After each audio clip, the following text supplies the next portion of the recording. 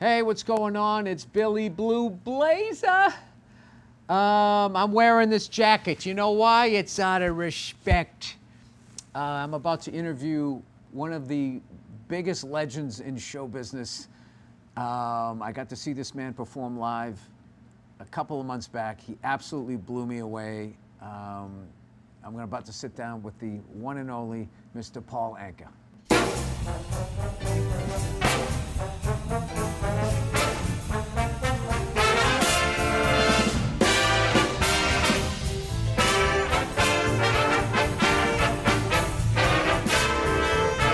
Once people find out you have cigars, you get them by the truckload. You could literally start your own shop. So what I did was I bought a humidor comedy store for the younger comics or whatever.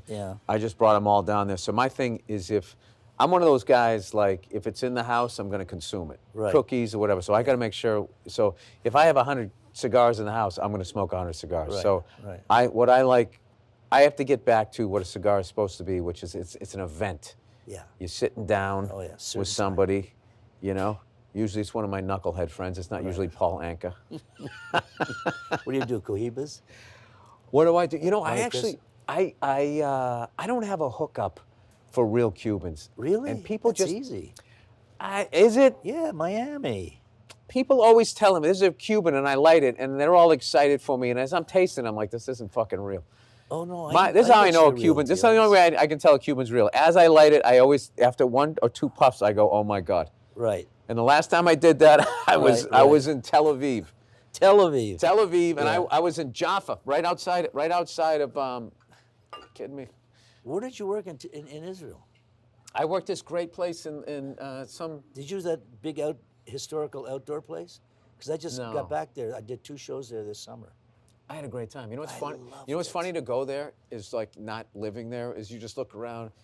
And it's like there's all these beautiful women, Palestinians and Israeli and all that. And you're just sitting there going like, what is the problem? Right. The Mediterranean Sea. I know what the problem is, but like. Well, we know that there's been a mess over there for years. You know. It's people are idiots. But they just they're can't amazing. Get I know. As an audience, you know, they live life to the fullest. And I've been going there for years, even though I've been getting calls from people. You know, why are you going and all that bullshit. And I finally went on television. I said, just mind your own fucking business. You know, because that usually stops it when people say, no, I'll just like a little push button. Yeah.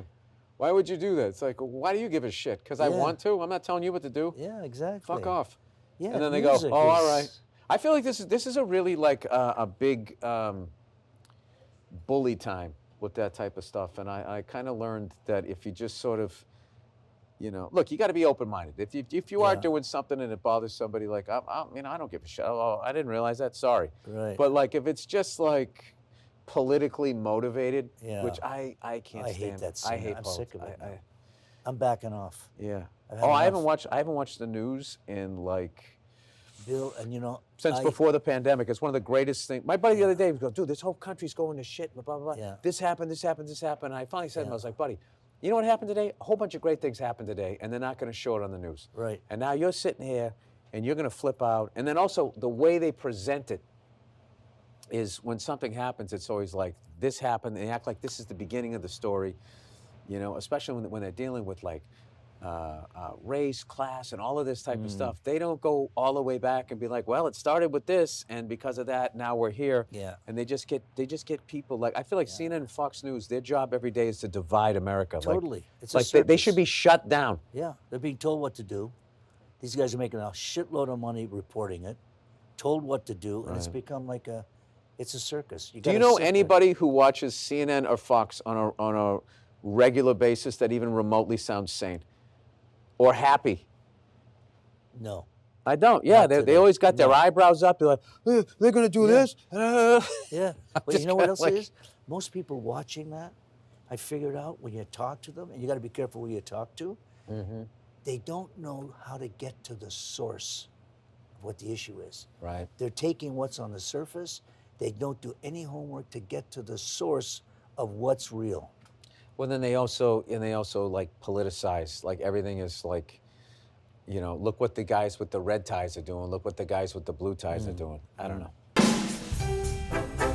So you're telling me this coffee is this is your secret here? No, I don't know anything about this. I'm saying drinking coffee. Oh, I love how you would. 4 a day minimum. But I like how you wouldn't co-sign on this immediately till you tasted it. Yeah, gotta taste it. So what's your favorite cigar? I like the Cohibas. Do some Monte Cristo. I like a Robusto. Yeah, Robusto's good. I like the Partagas. Partagas I've been smoking for a long time. Series D is great. Yeah, that's a smooth. Yeah, they hand those out at all the casinos for years. When you work Vegas, whether you're winning or losing, they'll walk over and give you a box of those. What was that like back then? Oh, God. When the mob ran it was the best, right? Bill, look, I came down from Canada. Used to hang around Massachusetts, Lowell, Hampton Beach, Salisbury. I mean, God, that's your yeah. hood, right? That's, yeah, the old I won my stomping first grounds. contest in Salisbury Beach. Mm-hmm. When I was like 15 years old, I went to this little club and I won a contest. Is that right? Yeah. And I used to go down from Canada because it was close. We'd drive down. My dad would drive us down every summer. So I knew the whole area. Mm-hmm. And then one of the first places I played was Blindstrom's in Boston. You might be too young to remember it. I don't remember that one. Yeah, no. your parents would remember it. But Blindstrom was the place. Between the Copacabana and Blindstrom's, once you did those two places, the word got out to the boys, to the mob. Then you got to Vegas. Oh, so if you were killing it. Yeah, I was killing it at the Copa. I was the youngest one there. I was like 19. In fact, my first comic that I hired was Jackie Mason. Oh my God. He was my opening act, right? And you know, I love Jack. I saw Jackie do a one-man show. Yeah, It was Broadway. basically, yeah, it was like Brilliant. 2 hours of comedy. Yeah. And or maybe even more than that. Like he did like an hour and 15, took a 15-minute break and came out and did another hour. Yeah. And like murdered. And this was another one where I saw him in like 99, so I don't know how old he was. He was maybe pushing 70. I don't know. Yeah. So I went to go see him, and there was always that thing like, I love this guy, I love this guy, I love this guy. Please don't be sad. Don't be a sad. And he came out beast. Yeah. Murdered. He's one of the guys that stayed consistent. You know, in that world, and I've watched it for years, guys make their big hit, guys that we probably love, and then it's a sliding slope from that. I mean, look how you've kept it going, right? But forever You know what that is? That's fear-based. Because I see those guys. Yeah. You know what it is? When you start out, when you're coming up, you see, like, do you remember the first time you opened for some guy you couldn't believe you were like opening for, and they were like sliding down? And it was a combination of this thrill of working with them, and then the terror of like, oh, that's what that looks like? Like, I thought this guy was just gonna stay there. And it's like, no, you don't. Look at the guys. Look don't. at Kinnison, who I used to love. Look what happened to him. He was brilliant. Yeah, no, he's one of the greatest ever. I mean, you know, you look at the list of guys that hit the slide, but he was coming out of it. That's the worst part. There's so many of those guys that got sober. Kinnison, Stevie Ray Vaughan, all of these guys, like they get sober, and right as they're either just put out, like Stevie put out In Step, and then he did that great album, Family Style with Jimmy Vaughan. And it was just all like, what is he gonna do in the 90s? This is gonna be great. And then it's over. And like Kinnison, like I don't think I ever saw a guy like Fame just, I mean, the difference between went to shit. Yeah, his first Letterman set, I and his love second that. his first Letterman set was like, what's this? and the vibe I saw in it. that studio was like, they always try to build comics up like this next guy's wild. Like there was a legit like fear, like we don't know what this guy's gonna do. I don't think he even knew. And it was like, it was just one of those, there was before he did Letterman and then after. He did and the then, marriage bit. Yeah, and he Remember went into about the crowd. Yes, he went right down to the front of the aisle. And he's, wow! Yeah. The people were like, But then the second one he did, you could see like his foot was off the gas. yeah. And he was, hey, Dave, what's up, Paul? And that was the beginning of him. I mean, it was also one of the things I felt made him so compelling was he was so vulnerable and he was so like blowing around or whatever. But like, I think he learned a lot. And like, from what I heard, he had got like sober, and just the irony of getting hit by a drunk driver. Yeah. But that's also one of those guys. Like, I always think of those guys, like when someone will say like, man, you're one of the best comics out there today, blah, blah. I always think, well, yeah, because Kinnison's not around. Patrice O'Neill's not around. Mitch Hedberg's not around. Bernie Mac is gone. Yeah. Like so many, we lost so many, Robert Schimmel, so many of these huge, like just like these guys that were going to have a career like yours where you don't, oh, new decade, you're gone. No, I'm going to still go and I can adapt. How were you able to do that, by the way? I feel like music, it's way harder than comedy. You know, when you're a kid at 15 and you're writing your own stuff and all of a sudden you get lucky, and at 15, 16, here I am living the dream. I'm working the New York Paramount. I'm up at Boston.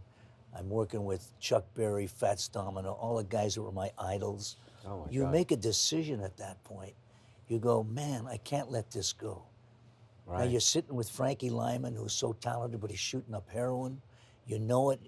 He's giving you an offer on it. You're passing on it. You're making choices. But it was tough because what I found out early in the career was every one of us that make it, we're not sophisticated. You don't meet sophisticated people. They're given this gift. They're given this talent. But off the stage, they go home. They're with the fucking bathrobe. They're just down-home people. Yeah. Not sophisticated, trying to deal with the success. So you're going along this journey, and all of a sudden you get a little wisdom how to deal with it. When it clicked in for me, when I started working for the Mafia, they controlled the record business. You know, it was a time of, even when you went in to make a record, some kid would walk in with a hit song, and so one of the guys that I know, will be nameless, will go, well, instead of saying, don't go over there and tell me you love me, come over here.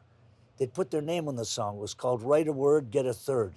So all these kids were getting ripped off, all of us. Oh, the mob would do that? Well, whoever was running the record company, right. So now when I get the call to go to Vegas, Write a word, get a third. Jesus. I'm sitting there, Sinatra, Rat Pack, Sammy Davis, and these guys are twice my age, maybe more, and you buy into it, and you get it. There was nothing on the horizon. That was it. Vegas and those guys. And I said, I got to get my shit together and do what they do. Me and Darren, we talked about it because the teenage thing wasn't going to last. And once we got into it and started working, it was unlike anything, Bill, I thought I'd ever experience. You're one of the first guys. You're one of the first teen idols. You and Sinatra were able to survive that. But Bobby and I survived it. Yeah. We went on to do the club thing. Bobby was amazingly talented. But So you guys, as teenagers, were able to step outside that and be like, we need to have a plan for our 20s and our 30s. That's amazing. We needed that foundation if we were going to continue. The gravitas I had was I was a writer. You know, nobody was really writing. You know, Presley didn't write, and none of those kids wrote. So I started writing, you know, for Buddy Holly. Then it had evolved, and then Tonight Show theme for Carson, Longest Day. I kept that gravitas as the writer. That's unbelievable you wrote that song. That's a wild story with Johnny. So I'm over in England. I've got like 3 records on the top 10 over there. But the English, Bill, have Some not... people just go to England. Yeah, no, I go to England, I got 3 records in the top 10. I would never have gotten through customs. Yeah. So they invite me over there. There's no English show business. It's all us, Chuck Berry, Fats Domino. They're trying to emulate what Chuck Berry was doing, Buddy Holly, Muddy Waters. So there's no entertainment business per se in England. So Granada TV called me and said, would you like to do a special? Was I 19 years old, 19, 20? I said, sure. So we get sitting in meetings. I said, you know what? It's going to be a little boring with this teenage stuff. Let's get some comic element. Because, you know, I've always loved comedy. Right. So they sent me some kinescopes, and I start looking at them. And there's this one guy, he's drunk all night. I mean, he's blasting it all night till like 6 in the morning. Then he's got to go do a show with kids, screaming kids, 5, 6, 7, 8 years old. And Carson would go and do this show for these kids, but he was absolutely hungover. What was the funniest thing I ever saw? I said, that guy's funny. Let's get him over here. So Johnny comes over, get to know him. I never professed to say I knew him well. Not many people could, but brilliant at what he did. He does the show, fade out, fade in. We go back to New York. I run into him on 57th Street. Hey, John, how you been? Blah, blah, blah. what are you doing? I think I'm going to do this Tonight Show for a couple of years, you know? I'm looking for a This is like gig. Forrest Gump stuff. So you were And there for this. Wow. So I said, I says, great. He said, you know, and I might want to, we're changing a few things. I might want a theme song. Well, I'm the wrong guy to say. You know, I never stopped with this about music. It was like the longest day. There was never going to be any music. I talked Zanuck into it. Anyway, so I said, hey, John, let me do something. So I go in, I spent about $300, and I do a demo record for him. And I send it. Da, da, da, da. He calls me up. He said, I love it. And he calls me a couple of days later. He said, we can't use it because, you know, I'm new in the show, but this guy, Skitch Henderson, who's the band leader, doesn't want any kid coming in here. He's going to do it. He's been with the show for ages, and I'm new. I said, geez, John. Plus also the money. If he comes up with the theme song, he gets paid every time. Everything's about money to this day. Anybody said it ain't, bullshit. Right. So I said, Johnny, look, I'm going to give you half the writers, and I'm going to give you half the publishing. You put your name on it, you can have 50% of everything. I got a call the next day. He says, you got it. Who knew it would be on all those years? He collected half the royalties on that song for writers and for publishing. Wow, what a for as shrewd long as he was on the air. Can I ask you, how did you come up with ba-da-da-da-da? Is that stuff just come to you? Simple. It's just simple. You know, You just have that you know brain. the creative process. You know, you sit, you're alone. How are you going to get off? You know, what's going to turn you on? When do you arrive at what you want? You kind of typecast, and I'd had the song. I didn't know what I was going to do with it, but it fit what I knew was going to happen for, 20 seconds. It was just up, it was peppy, and it was catchy. It's like anything, you know, that you sit there with, you know, My Way came to me at midnight, storming outside, New York City in my apartment, finished it in 5 hours, the lyric. Why? Because I was motivated by Sinatra, who had told me he was quitting show business. He was quitting. Rat Pack was over. Had dinner with him in Florida. He said, I'm getting out. He says, you never wrote me a song. Now, I'm in my 20s. I didn't dare take him Lonely Boy or Puppy Love. It would have thrown me out the window. I said, we could change the word to puppy love. We'll call Love is a Bitch. Next. So, you know, I knocked that off in 5 hours because I put him in that chair writing, and metaphorically, it just wrote itself. Same with Tom Jones. Once I got his swagger, it's typecasting. You know, it's like when you're sitting down doing a routine. Okay, I'm sick of politics now. Where am I going to go now with this? Where am I going to, Clinton, okay, I want to hit Hillary up. Right. Obama's wife. I mean, when you do the bit with Obama and the Hillary bit, I fucking fell down. I said, what is he doing? Well, that one came about, came about living in L.A. Yeah. And everybody's super liberal out here. Yeah. So it was like, I knew that that would bother them. Oh, yeah, you so bothered them a lot. So I knew that would bug them. But it's one of those things where, what's funny, so much of my stuff was just based on going into a room and thinking, like, what do these people love? Yeah, or don't love. And then I just kind of go against it. So, like, what was fun during the Obama-Trump years, Biden's just sad, and nobody just wants, but like the during those years, what was fun was in LA, it was fun to trash Obama, like, it's particularly this club Largo. Right. Well, I don't know what it was, but they were just always extra sensitive.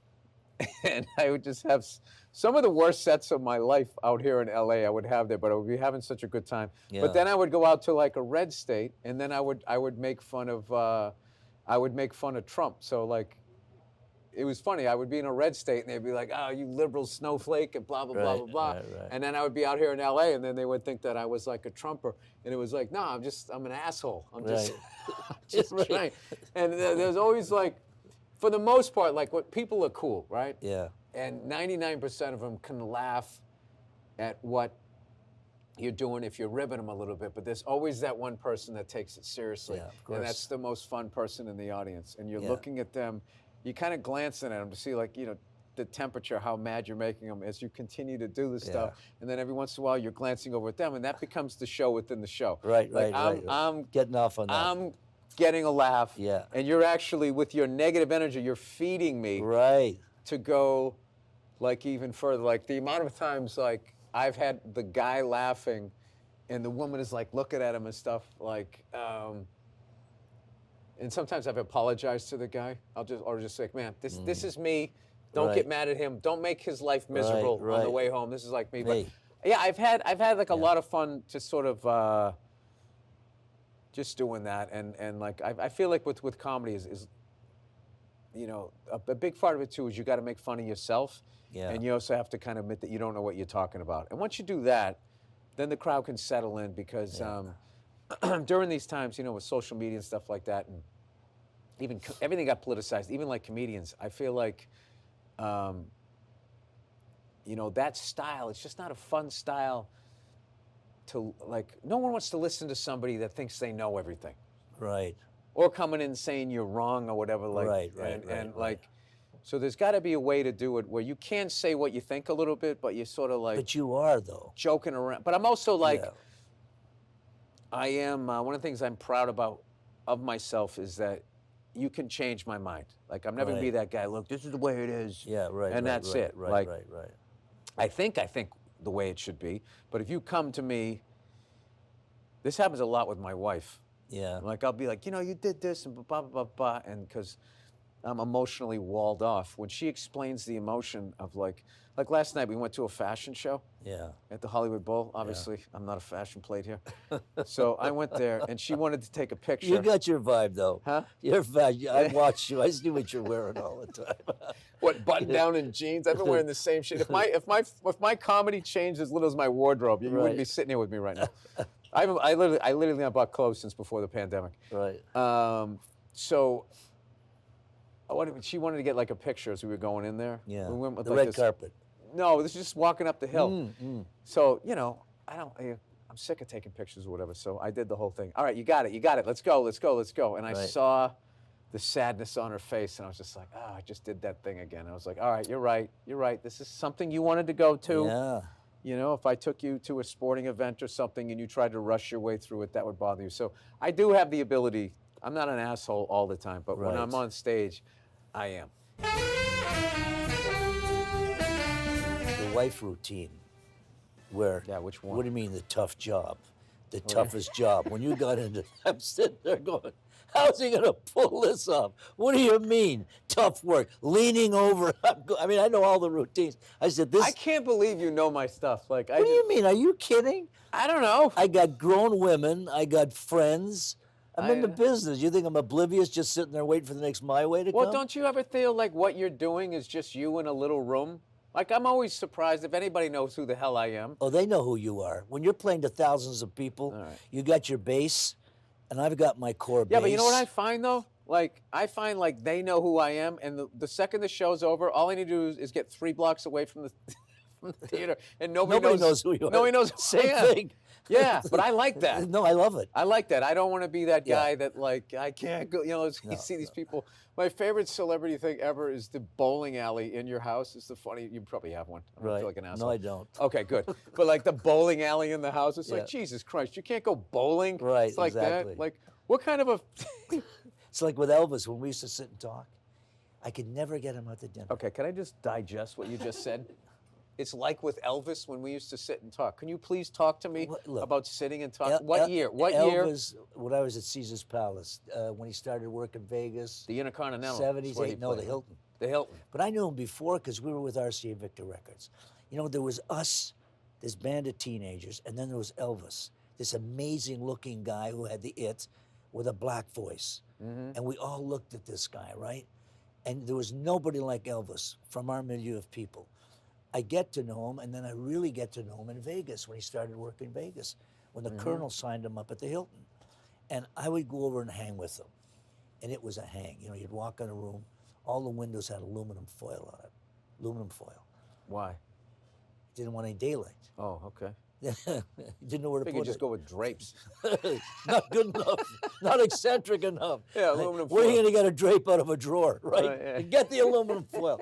So, and they love the guns. You know, he's shooting the guns, shot up the TV set. But the point that I was going to make is... Wait, he shot a gun in the hotel? No, he didn't like Robert Goulet. And Robert Goulet came on television. He was a guy from Canada, for some, whatever the heart on he had for him. And he came on television. He shot the TV set. I said, thank God for My Way. I'm going to get out of here alive, right? Because he was a My Way That's that freak. Jordan thing. He probably took exception somehow to the Robert Goulet. Let me ask you, you said something interesting. You said he had like the black voice and everything. Yeah. Did you ever talk to him about how the perception that people had, like, you know, he was doing black music and he was getting the credit and the black artists weren't, and all of that type of stuff, which was a thing because of the level of racism and all of that. Yeah. But then, like, now, like 70 years later, it's almost like they look at him like he wasn't even talented, where it's like, you got to be like, all right, you got to dial that. There's a whole bunch of, like, when I look at Elvis, it's like, I understand all of that other stuff, but that,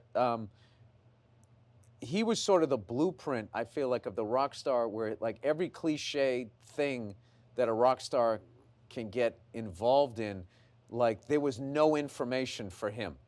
Where it was hangers on, people giving you drugs, like literally every music changing, and somebody else coming in, and there was like nobody I feel like he could really sit down and talk to. Like when you hit, did you hit like he hit in what, 55 or 56? He was at 55. I hit in 56. And he hit about a year before I did. So when you were watching him, like, and then he goes into the Army, and then when he comes back, the Beatles are out. Right.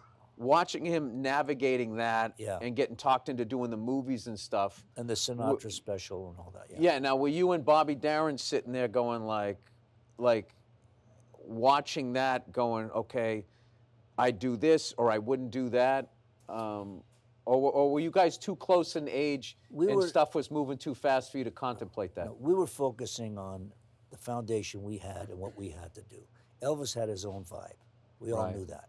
We all knew the Colonel, couldn't leave the country, great carny guy. Did you know that back then, that he couldn't leave the country because he was yeah, the word was out. You know, everybody knew everything. You have to remember, pop music back then was in its infancy stage. There's no Hendrix yet. There's no Beatles yet. Right. You know, I was somewhat responsible for the Beatles coming here because I was living over in England, I was living in France, and I would come home in a society that wasn't media driven, right? You know, people don't fathom the fact that it wasn't a media driven society then. You knew nothing. If CNN were around when Hitler was marching, you never left Germany. You know, today it's like, wow, instant. Nobody knew what was going on. So the point was, I would come home from England, I meet the Beatles in Paris, they were working the Olympia Theater where I started as a kid, taking pictures, we're drinking, we're meeting, hey Paul, we want to publish and we want to write and all of this stuff. And I'm coming home telling Normie Weiss at General Artists, Sid Bernstein, who are my agents, I said, man, there's these kids, they got the hair and they're doing these covers and they're looking at me, what Beatles? What hair? And I'm telling you, I love them. You know, I loved them as a musician. I said, you got to get over there and sign them. Nobody knew they were there. Fade out, fade in. Eventually, they go over in '64, and they bring the Beatles over. First shot on Ed Sullivan. But till then, nobody knew they existed. What were they like? What were they like when you were hanging out with them? Did you? I mean, there's no way you had any idea they were going to be that big. They were different for me. I'd never seen anything like it. But when you spoke with them and you hung, they still had that quirky little edge. You know, they always tried to be like comedians. They'd always have something off point and make a little humor out of it. They were very much that way, but still you could see they were trying to find their niche because it didn't happen. You know, in our business, till you put the mileage in, you know, we know, we all had to sweat it out. You're not there yet. You know, it took Elton 2,000 miles. It took everybody some mileage to get to where they're at. Same with them. They were just a cover band. But when you saw them, you knew there was something going on. And then the vibe started in Great Britain. The point I was making is, till then, Elvis was criticized. My group, criticized. Anything indigenous to pop music, the fans loved us, but the adults didn't like us. Most of us were whiteifying rock and roll. We were a clergyman's answer because it was all the black experience that I loved and lived on. I could barely get them on the radio. And you know, I toured down south. I come out of Canada and I'm touring down south and I got all my black brothers, guys I idolized, Chuck Berry, lime and fats down. I'm on a bus all of a sudden, going through the South, where they're not allowed in to eat. What was that like? And I said, fuck, I ain't going in without you guys. And I'm a kid. I'm starting to compute this. I said, I ain't going in. I'll go get the food and bring it. Well, we can't go to the bathroom. Well, let's go 5 miles an hour. You open the door and you're pissing outside of the bus. I'd never seen anything like it. Whites over here, blacks over here, cops, dogs. And I'm with my brothers, people that I idolized as a kid. Couldn't do this, you couldn't do that. Boy, what an awakening that was for me to see before the civil rights. If you just stay where you're at, you think you know everything that's going on. No. And then if you go do the road, you're like, oh, I didn't know all of this stuff. And then you end up getting this great mindset of like, there's way more going on than I could ever know, and I don't really know anything. Mm-hmm. And I find the less somebody has that experience, the more convinced they are of like their beliefs and stuff like that. Because I don't know, I've really gotten to the point of I mean, I don't know anything. I mean, I know how to do what it is that I do, but as far as like, you know, there was a time where I thought like, you know, you look at problems and you think you could actually solve them, and then you get older, you're just like, it's just, I don't know how to. Doesn't work. Yeah. You know, you could vote, but you have no power. I woke up one day and said, yeah, okay, I get it. Gonna vote, but then you look at it and go, I don't have any power. You know what I don't like? I don't like how you vote for the people to go in there, but then like so much shit that really affects you, you don't even get to vote on it. They vote on it. They do. And then they got all these guys putting like money in their... How are these guys getting rich? Did you ever look at the landscape of those guys? Look. Oh, everybody in the Senate, they're multi-millionaires and they make like friggin' 200 grand a year. And they don't have any jobs to fall back on. Not one of them, when you look, oh, I used to be a economist, I used to be a lawyer. No jobs. Right. They get rich overnight. And I've looked at this for years, the same game. Yeah, and I'm convinced that there's this hierarchy club vibe. Ah, you're talking my language, Paul. Here we go. Here we go. Watch this happen, and you see from 110,000 a year, everybody gets rich overnight. What is that about? Yeah, you're somehow you make 110 grand a year and you're worth 20 million. What's going on? I think all of that whole speech tour thing that the president does. 250 a shot. That's them washing their bribe money because he did what they wanted him to do. It's the payoff. It's so obvious. It's the payoff. It's so obvious. It's a payoff. It's the payoff. Whether they have a red tie or a blue tie, it's a payoff. That's why I feel in my lifetime the only human being that was president that really gave a shit about people was Jimmy Carter. Yes. And the proofs in that guy, he just recently, because of health, has had to slow down. That guy's been building houses for the homeless right into his 90s. Yeah. Everybody else, regardless of color or tie, goes and gets the big house, does the speech tour, and sort of disappears into the ether onto like a yacht. And you know, I meant love thy country, but don't trust those that run it. I never thought I'd ever feel that this was a corrupt country also. Because I've been all over the world, man. Iron Curtain countries. I've been to every major country. What was that like? You went behind the Iron Curtain? Oh, you won't believe this story. So I'm in my teenage days, to right? me, Elvis and the Beatles. I'm like... Go play Siberia. I'm in my been to Russia, close to Siberia. I'll tell you that story with Putin. All right. So I'm over in Europe doing my thing, right? Selling my records, kids. And I got to go to Geneva, frankly, to visit my money. I worked early in the game. So I get on a plane, and I go to Geneva, I do my business, and I go back to the airport. You legit had money out there? I take the fifth. Okay, all right. Well, Obama went in and shut it all down, so it's a moot point. So dude, that's one of the most gangster things I've ever heard. So I go to Geneva to visit my money. It's a long story. So I'm into the European thing, man, right? So I'm getting on the plane, and there are these guys with the machine guns and the dogs. And, you know, in those days... What year? 60s. 60s, okay. And I'm getting on a plane, and I know there's a buzz. And they start bringing this group of guys on, and this one very tall, bald-headed, strong-willed type guy. You could tell he was the boss. Right. And I get on the plane. We're all sitting around on the plane. We're getting ready. Plane goes up. We're sitting in the first-class cabin. And he comes over to me. He says, I hear you're Paul Anka. I said, yeah. Now what? 20s. He says, I'm president of Poland, and we love your music. Would you ever come to my country? I'm going to say no. Yeah. 30,000 feet, the guy's got guts. Yeah, set it up. Poland, I go every weekend. Yeah. My family. All my friends go for the weekend. Gdansk. So I said, yeah, I'd love to. Fade out, fade in. I get home. But a month later, my manager calls. He says, did you meet the president of Poland? I said, yeah, I was on the plane. He said, did you tell me you wanted to go to Poland? I said, no, yeah. He says, well, he got in touch with the government, and there's $15,000 in the Bank of America, and they want you to go. I said, really? He says, they think it's a good idea. It's okay. So I round up the boys, and we fly to Poland. Now, you lose sight of what you got in your own country. Mm-hmm. But when you land in a place like Poland or Czechoslovakia, in the 60s, yeah. depressing. Great people, but depressing. You check in your hotel, dark. One bathroom at the end of the hall. No other bathrooms.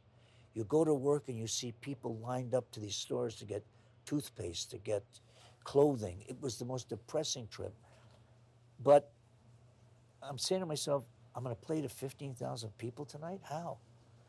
And we drive out to the stadium, and from my window I could see these streetcars coming all the way down the street with thousands of people in them into the side of the stadium, empty them out, and leave again. I said, this is ridiculous. So anyway, I do the show. We finish the show, and I leave. How was the crowd? Amazing. They know all the music, and here's how. I'm leaving, and they all come up to me with these little postcards, like a postcard made of wax. Mm-hmm. They got grooves in them, and music with a hole in it. I said, what is that? They said, Cuba bootlegs all American music and sends them over here, and that's how we hear you, because you couldn't sell records over in those countries. Right. So they knew me through these postcards, right? I had the greatest time with those people, but here's the kicker. My last night, I'm in Warsaw in a beautiful concert hall. I mean, aesthetically well-appointed, everything acoustically. Mm-hmm. The Russians had built it and given it to the Poles. I'm sitting in my dressing room with the head of UPI, United Press, and we're talking just before the show. In the corner of the room, there's this radio, old radio, and Radio Free Europe would be always broadcasting with the limited vocabulary to all the communist countries, however they could infiltrate. And I'm looking at the guy, and I hear from the radio, and the president arrived in Dallas at the motorcade went, you know when you're sitting somewhere and you're hearing, but you don't believe that you're fucking hearing? And I stopped, I said, hey, Tom, wait. He was shot and I'm hearing the whole Kennedy story. You were in Poland. I'm in Poland, remote, another country, and you feel it. I start crying. Yeah. I go on stage, say, ladies and gentlemen, my president has just been shot. There was like bedlam in there. All the front rows were government people. They're getting up, they're running out. I said, I can't finish the show, can't finish the tour, I'm going home, but I'll come back one day. Packed up, went to the airport the next morning. People were coming up with matchbook covers. We loved him. We love the US. It's the Russians. Shut down the tour. A couple of years ago, I went back, 50 years later, and I finished that concert. Oh my God. In a new country, you should see what it looks like now. It's I've been there. York. You've been? I've been there because it didn't, like the Poland you saw was not the Poland I saw. Poland I saw, they were fun. Oh, they amazing. were fun. Modernized. Yeah, I think I went to Warsaw. They have like a great, someone was telling me along their coast, they have these great beach towns to Unbelievable. go. Yeah, I stayed there. Oh, you did stay up there? Yeah, sure. that was someplace. I'll give you the name of the place in a second because I did a show there. I ran into this crazy chick one time in Iceland. Before you were married? No, I was married. You went to Iceland? I went to Iceland and I was sitting on this, swear to God. Yeah. I was sitting on a grassy knoll, Right. to bring it back to Kennedy, right? There I'm you up go. on this and I'm smoking this cigar by myself. Yeah. And this blonde chick walks up to me And she has like this accent. She goes, hey, how you doing? Whatever. I'm like, hey, what's going on? She definitely had weird vibes. I'm kind of sitting there going like, and I was literally like looking down, like all these people walking over there, and I'm clearly up here kind of stating that I kind of wanted some alone time. So of course she comes up to me. She goes, this is a weird question to ask, but can you roll me down the hill? It's this grassy hill, and I'm going, Give me some roll. I totally forgot this story. Yeah, I've told this on the podcast, but I was like, what? She goes, I've never been to Iceland, this beautiful grassy thing. It was like a little kid thing she wanted to do. That is And funny. I'm sitting there going, like, I don't know if it's this. How many times did you roll her? Just one. I know, right? I gave her a little, and she did. She went like, wee. I think she said wee, which made me even scarier. Right, wee. Made her even scarier. And then we had like an awkward, afterwards I was laughing, but also like freaked out. Like, Right. Thought she was a witch for half a second. And then, But she gave great roll. no, but yeah, she said them, she ended up going like, oh, I'm from Poland. I said, oh, you know, I did a show over there, and then that's when she told me about the coast, and I was just kind of like, all right, Right. see you later. Iceland's I totally forgot about that. Yeah. Iceland's a cool place. Yeah, I went up there. I didn't get to see the Northern Lights, but I went up there, and me, my wife, and my daughter, I got a son now too, but my daughter, we went and did like a whale watch, and like you just see them. They just go out there, and they were jumping all over the place, and I've had a great time going over there, but I got to tell you before, because I want to go smoke a cigar with you now if we can. Whatever you Do want have time, to. yeah. Whatever I got to wanna tell do. you, like, that show I saw you do on Moshe, I'm never going to forget that show. What I have to. What were you doing there? Why? I was there because we put the song in the movie. Did I tell you that? You told me about.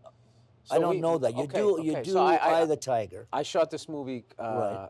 called Old Dads. It's about guys my age that have kids Right. late in life, and then like Hello. I got a 17-year-old. exactly. So I go to like my daughter's in kindergarten. I was in kindergarten 50 years ago. So Right. everything has changed. Right. And I'm over obviously. there. Yeah.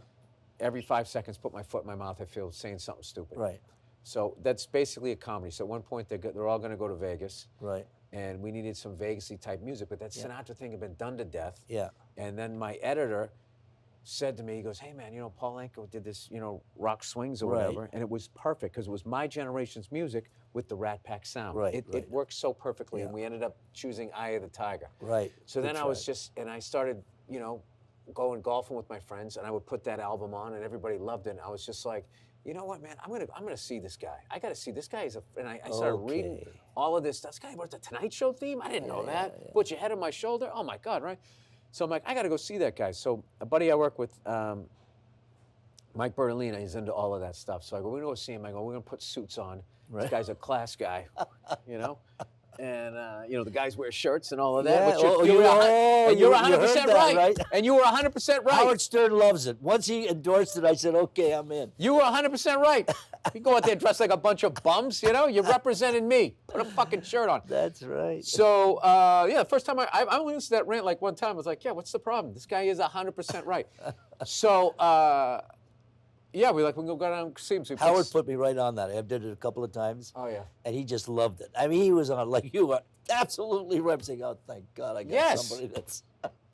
Guys get sure. I mean, what it was the way you were saying it. I could tell you had said it 1,000 times before. Yeah. Well, You were beside yourself. The Right. fucking guys get shirts. Right. So, A little more than that. They're fucking up musically too.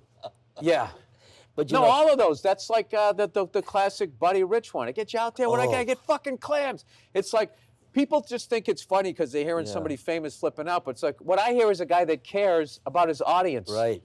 That's And it's like, guys, this thing that we have is precious, and it can That's- all go away. Absolutely. If we start going out there dressing like bums and not That's giving a right. shit about what we're playing. That's right. And I've worked too goddamn hard to have some fucking punk half my goddamn age come walking out there dressed like some fucking hippie. Yeah. Playing fucking clams, right? That's it. So- Strong as your weakest link, right? exactly. Oh, Yeah, this yeah. is for you. Oh, This we is got for we you. got it. This is a gift to you. You read that when you get home. Okay, good, because I'll probably get emotional You because take this. I It's feel- yours. What? Yes. Oh my God! I want you to have that. I feel like You I'm know, on a, you may I wean feel like off I'm on me a in a prank year. show where you're then gonna be like, "I'm just kidding. I have no idea who the fuck you are, and this doesn't even work." It So would I be, was surprised. You know, obviously, post I heard you were there, and I'm going. Bill was in my audience. Nobody fucking told me. I don't know. You must have just got tickets from the rabbi. You know, the rabbi runs the place. Oh, no. I said, I can't see him going to the rabbi for no, I went on tickets. StubHub. I went on StubHub. We played right through the nose. Oh, we sat and man, we were that was sitting so- lower level, center house. So you came down the right aisle. That's right. And you came right by us, dude. And you were just Yeah. beaming, the joy on your face. Yeah. And then it was just contagious. It was over. And I feel like that thing that you do, where you 2-3 times you came into the In crowd. the audience. I like love Kinnison, doing that. right? Yes. But opposite energy. You're right. We're leaving for Asia in a couple of weeks, doing a whole Asian tour. Where Want you- to come and open Singapore? I've done Singapore. Where'd you work down there? The theater? The big theater? Where did I work? I forget Sands where. Hotel? No, I did play a theater. I did this great thing where I did Australia all the way out to Perth. I did the whole place. I loved Australia. And then I did New Zealand. Yeah. And then I'm like, oh, Singapore's right there, not realizing it was still like a 10-hour flight. Right north. Went all the way up there. Only stayed there for like a day and a half. Then I did Hong Kong. Then I did Mumbai, India. I'm doing Hong Kong. I'm doing Bangkok. I'm doing Tokyo. Oh my God. Well, you know what I love about going over? The one time that I actually went to Asia was the experience that is all happening on the same planet that I live on, because Yeah. it felt like an alternate. It literally felt like I went to another planet, because you go over there That's right. and they have everything that we have here, but different. It's like they have Yes. their United and American Airlines, but it's not called that. They have their pop stars. They have their right. TV shows, That's and I right. love putting on the TV show and seeing a show kind of like ours, and it's That's like, right. did they take this from us, or we'd steal Take it from them? That's about Korea. Yeah, like I know a couple guys, have taken blueprints Well, everything's been done. from You know that. TV show. Yes, Yeah, everything's been yes. done. But I went over there, and the food, the people, and all And they're that. homogenous. Yeah, it was. Homogenous society. Yeah. We're not. And I've been going there since I was 17 years old. And when you go see that productivity and the way they're culturally driven, you take a country like Japan, everyone doesn't realize what an amazing country they are in terms of how they look after their elderly, their workforce, their demographic, how they know exactly where they fit in that region. Yeah, I wish this country, like old Oh. people and veterans, I wish that They're we not did looking better. after them. They're not looking after them. Japan looks after their people. You know, when they made that accord up in New Hampshire, when the American government sat down with all those countries and said, okay, we're going to get rid of all this war bullshit. We're going to change everything. We control all the shipping lanes. Take your money now. You don't need it for armament. Start putting it back into your people. We're going to protect you. That was the emergence of globalization. And all those countries that started to rise and be very affluent, et cetera. When it started in that meeting that they had up in New Hampshire.